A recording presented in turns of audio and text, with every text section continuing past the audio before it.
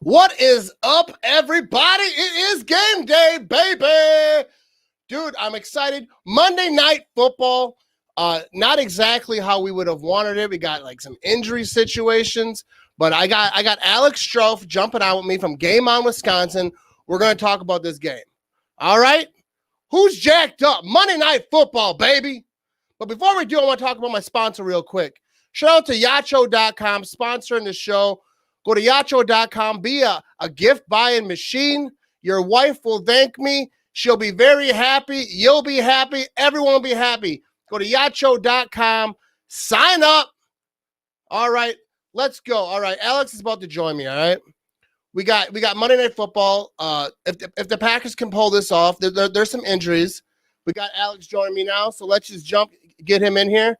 What is up, my man? Yo, how are we, Matty? Happy game day, brother. I'm good. Hey, you like my new setup? It's a little bit better. Whoa, yeah, it's different now. Let's zoom out. Whoa, look at you, Matty. You're on fire, baby. Let's go. Yeah, man. Hey, I got a new setup, so now I'm actually looking at you as much as I can. You know, I got the camera. But anyways, let's talk about this game. First of all, before we get into this, tonight, me and you, Game On Wisconsin's Alex Strouf post-game show. It's going to be great. It's going to be great. Yeah, we're looking forward to it. We're streaming on both your platforms and Game On Wisconsin's platforms, doing a little crossover. Me and Matty going to break down the game with you about 10 minutes after it ends. So grab your late night beer because, Matt, this is going to be at like 11:30 p.m. I'm not ready for it. But we're going to be up at 11:30 p.m., probably half drunk and talking some football. So really looking forward to our post-game show tonight, which will be, again, streamed both on the Game On Wisconsin, Facebook, Twitter, and YouTube feeds, but also Matt Ramage's. Here's the pretty little logo for it. It is. Green Bay post-game tonight. So look forward to it. Look forward to it. Yeah, definitely. Make sure you check out Game On Wisconsin on all the social media platforms. You guys do great work. But let's talk about this game. Now, we got some injuries popping up. They're more than I expected. They're more than I anticipated. You got Lazard, obviously, is out. Can we pause? Real quick? Breaking news just coming across. A couple people in the chat letting us know the Texans have fired Bill O'Brien, both their general manager and head coach. I believe it's just from a coaching standpoint, but it just came out. Don't quote me on that. Wow. I didn't see that. We've been talking about which domino will fall first a lot, right? Which head coach will get the exit door first? Is it going to be Matt Patricia? Is it going to be Adam Gase? Is it going to be Dan Quinn after tonight?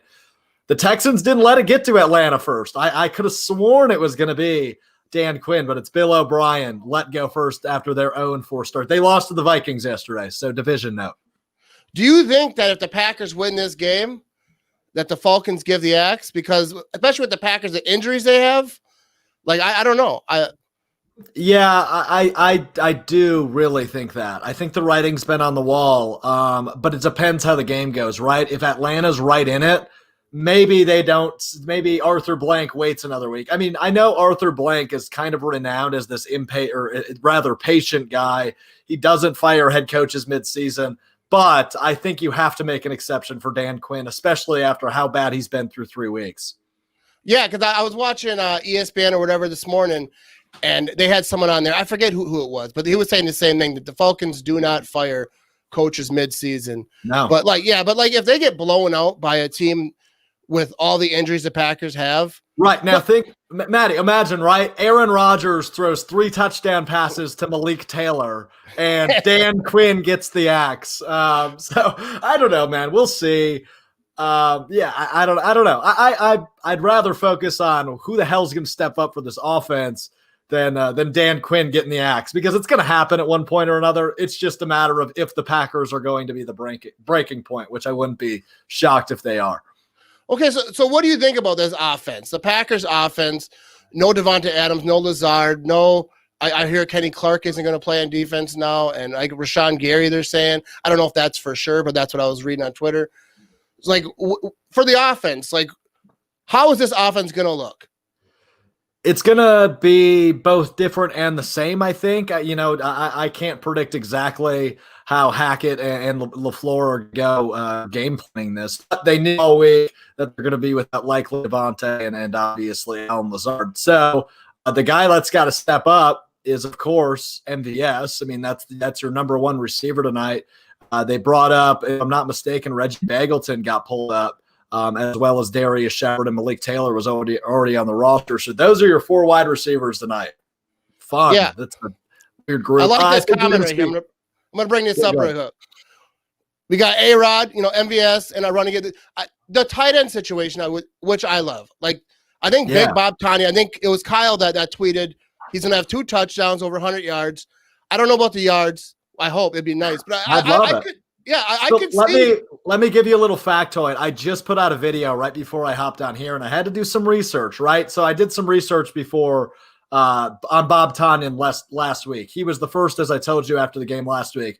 Bob Tonyan is the first Packers tight end since 2016 to score a touchdown in back-to-back games. If Robert Tonyan scores a touchdown tonight, which will mean he will score a touchdown in back-to-back-to-back, 3 games straight, he will be the first Packers tight end to do that since, you want to guess or you just want me to tell you? Shamura? No, not quite. Bubba Franks in 2001. Oh, Bubba Franks, all right. Weeks 1 through 3 in 2001. So it's been 19 years since a Packers tight end has scored a touchdown in 3 straight games. But Robert Tonyan looking at the opportunity to be the first one in 19 years tonight if he scores. Yeah, dude, I actually love Tonyan. I think that he has what it takes. I mean, he's not the big flashy, the guy everyone's talking about all the time throughout the league. But, dude, he has it. Rodgers obviously trusts him. Dude, and like, they don't have a lot of options right now. So I could see Sternberger getting a lot of looks. Tonyan, I wouldn't be surprised to see some running backs getting out there. Like, there's a lot that I know. I think this offense, I'm not worried. I mean, I wouldn't say I'm not worried because I'm a little bit concerned. Like, are you hear more? I'm not like concerned. I think that they're going to win by double digits. I do. Okay, I do too. I think I get that the Falcons are weak at stopping the pass, but I don't think that means that they're just going to be like, oh, we're just going to chuck it over the field. Like, we still have a great running game. Yeah, we do, and the running backs are going to be a huge factor tonight. There's absolutely no doubt about it, right? I mean, think about it. We had all this talk during training camp about Tyler Ervin playing slot receiver, and now he's going to do the reverse. Ty Montgomery is what I've been calling it, right? Montgomery went from wide receiver to running back. Tyler Ervin's going to do the exact opposite tonight. He's going from running back to wide receiver. I can almost guarantee you that because he was doing it quite a bit. So in training camp. So we'll see what happens tonight, but I imagine the usage of Aaron Jones and Jamal Williams will be up high tonight. Yeah, so like on defense, their receivers are playing now. Julio's playing. Yeah. So this defense has to come to play, which I have faith in our secondary. But if it's a shootout and we're forced to pass, and if they happen to be stopping the pass, I think that's the only way that we really get in trouble if we can't run the ball and we have to go one-dimensional. But still, we have Aaron Rodgers. Like, dude, Aaron Rodgers makes stars. So, like, I'm not really concerned, but I think that's the one thing that would worry me. Yeah, it's going to be interesting to see how this defense matches up. It's going to be, it's going to be interesting to see how this the Packers offense copes without their top 2 wideouts. There's a lot of interesting storylines across the board of this game, right? We mentioned at the top too, Dan Quinn is really coaching for his job, it feels like, in tonight's game as well. You've got, of course, the impending free agency next season of Aaron Jones, and after that huge week 2 game, he didn't get a contract extension. So maybe this is like I said, I imagine he'll be getting a handful of carries tonight. It'll be interesting to see how the Packers handle that storyline as well. Aaron Jones and the impending contract. You've got Dan Quinn coaching for his job. You've got the 2 wide receivers for Atlanta. You're down 2 wide receivers for Green Bay. I don't know. I think the Packers could still score 35 points with Devontae Adams and Allen Lazard out. I'm not feeling as nervous as you, I don't think, on the offensive side. Well, I'm not really nervous because I've been confident all week, and I've been saying it, and people are like, you confident? Never. Dude, yeah.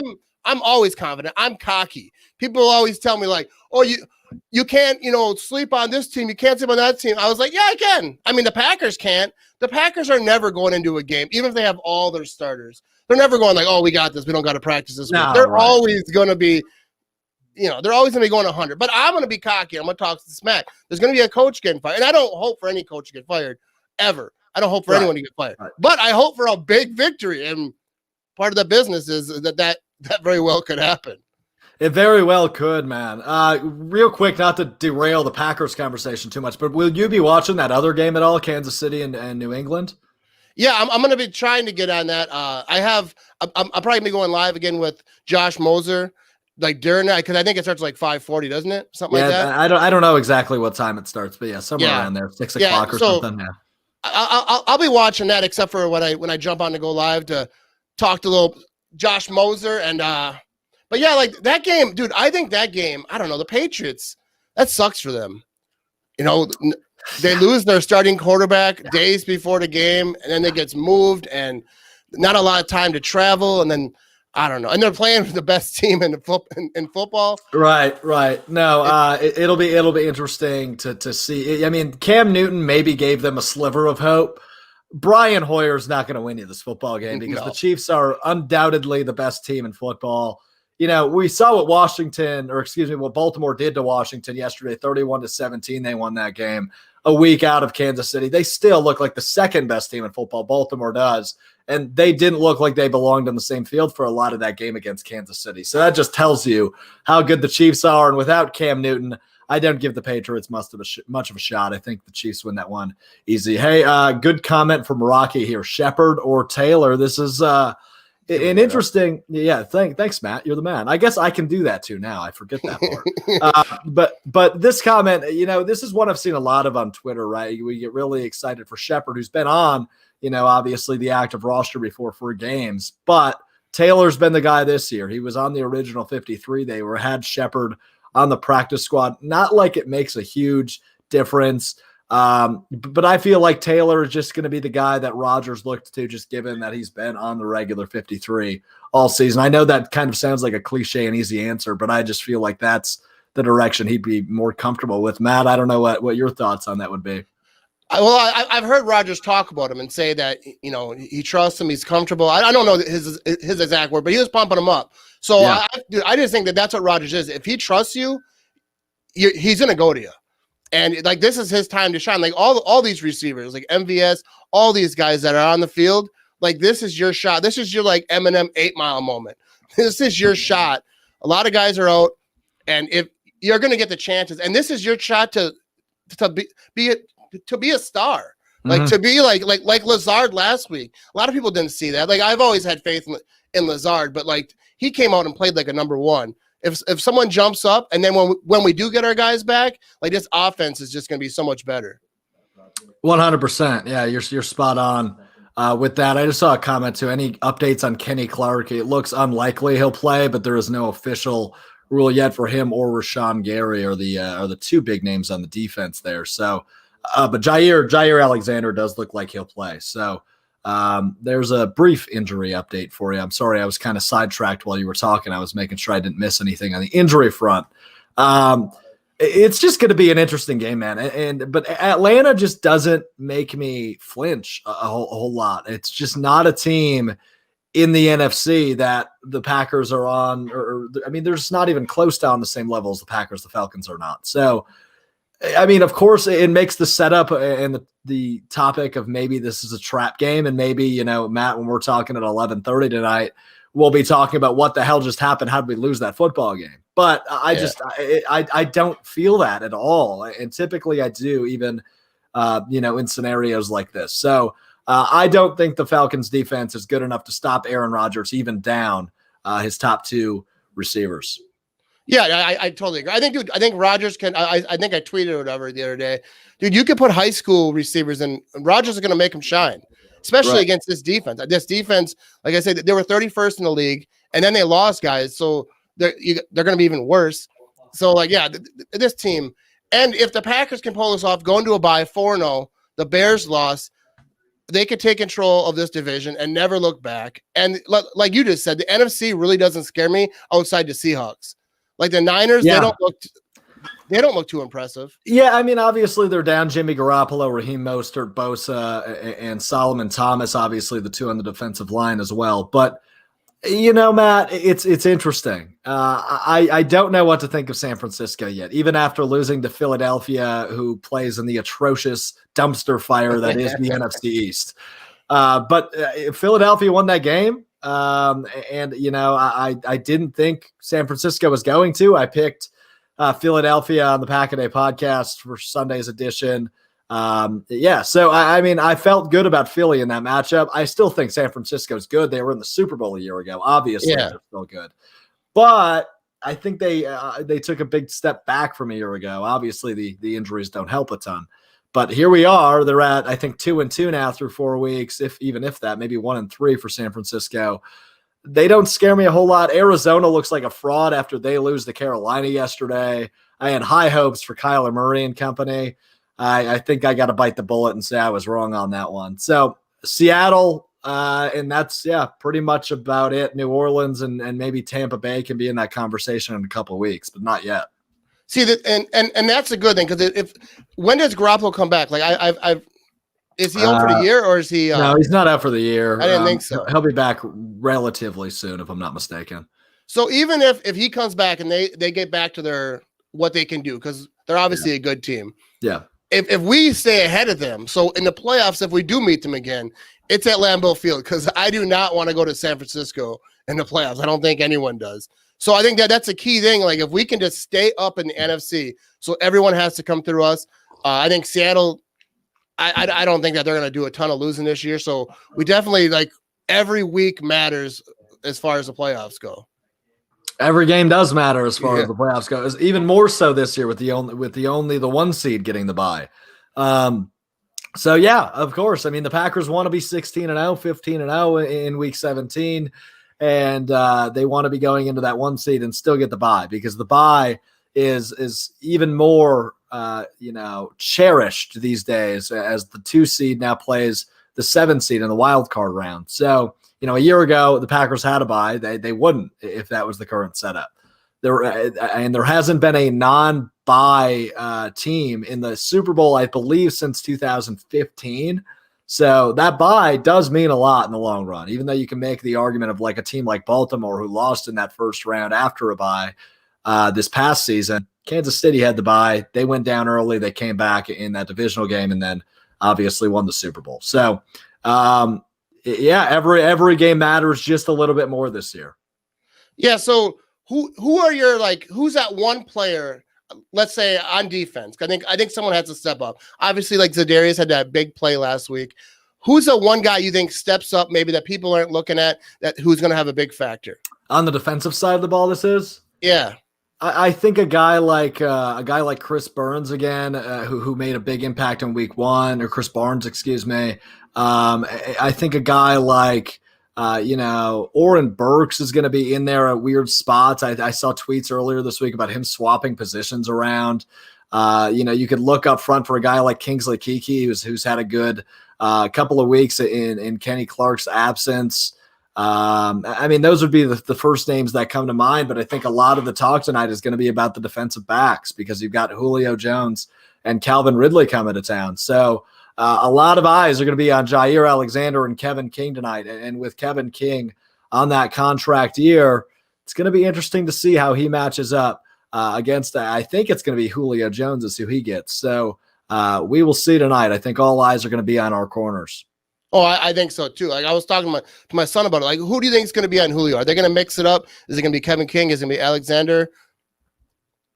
I guess initially I would have presumed it's probably Jair, but I could have sworn I read something earlier on just Twitter that it was Kevin King who matches up with him for whatever reason. I'm not a defensive specialist like a lot of people on Packers Twitter, so somebody in the chat might have a better explanation for us. But I think it's Kevin King that pulls Julio, and Jair will be on Calvin Ridley. Yeah. So tonight, everyone, we are going to be live with Game On Wisconsin's Alex Strouf. I'm going to be a lot more tipsy than I am now. Me as well. Yeah. I'm dead ass sober right now. But I'm not going to try to start too early. I saw people in the chat talking about when's a good time to start. Usually I would say anytime. But if I'm going to go live after the game and I work early in the morning, I'm going to try to hold off closer to game time so I'm not blacked out drunk. There you go. While we're talking later. But everyone, check out Game On Wisconsin. They do great stuff. Me and Alex Strouf, post-game show. It's going to be good. I love that graphic there. Yeah, isn't it just wonderful? Yeah, it is. Yeah. Dude. Yeah, it looks like we're gonna drop our rap album, I think. Looks like I'm trying to push one out.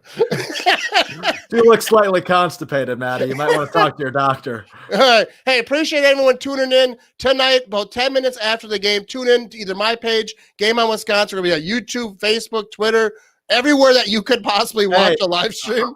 I got exactly anywhere that you could possibly watch a live stream. But if you have like a smart TV, a Roku stick, an Amazon Fire Stick, you can put us up on your TV just by searching Matt Ramage on YouTube. So or Game on Wisconsin. So it'll be a lot of fun. I'm looking forward to having a few beers and chatting it up later, my friend.